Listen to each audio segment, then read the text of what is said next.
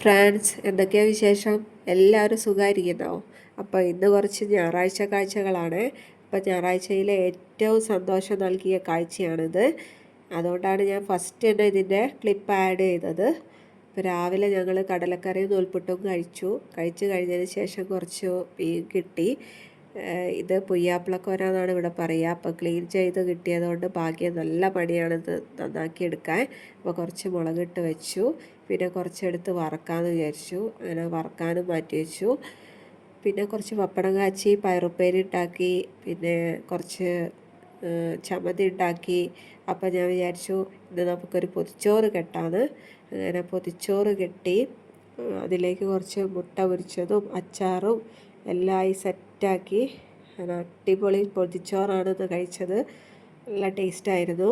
അങ്ങനെ വൈകുന്നേരമായി, ചായക്കുള്ള പരിപാടീസൊക്കെ ആയി.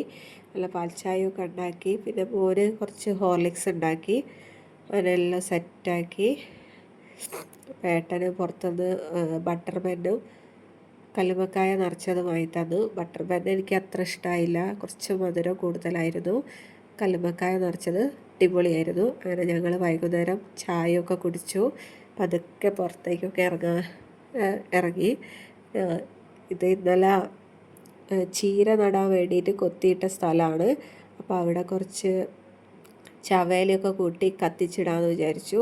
കുറച്ച് വാഴേൻ്റെ ചപ്പും പുല്ലും എല്ലാം ഇട്ട് കത്തിച്ചിടുകയാണ്. അപ്പോൾ രണ്ട് സൈഡിലായിട്ട് കള്ളിയായിട്ടാണ് ഞാൻ കൊത്തിയിട്ടത്.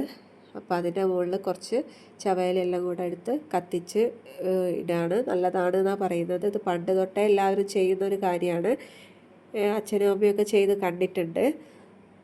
അങ്ങനെ ഞാനും ഇതൊക്കെ തന്നെ ചെയ്തു. ഇതാണ് മക്കളെ എൻ്റെ ഏറ്റവും വലിയ സന്തോഷം.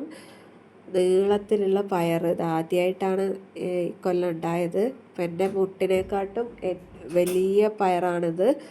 ഞാനിങ്ങനെ നീളമൊക്കെ നോക്കുകയാണ്. പക്ഷെ അതിൻ്റെ കൂടെ ഉണ്ടായതിന് എന്തോ പ്രാണി എന്തോ കൊത്തിയത് കൊണ്ട് അതിൻ്റെ വളർച്ച മുരടിച്ച് പോയിട്ടുണ്ട്.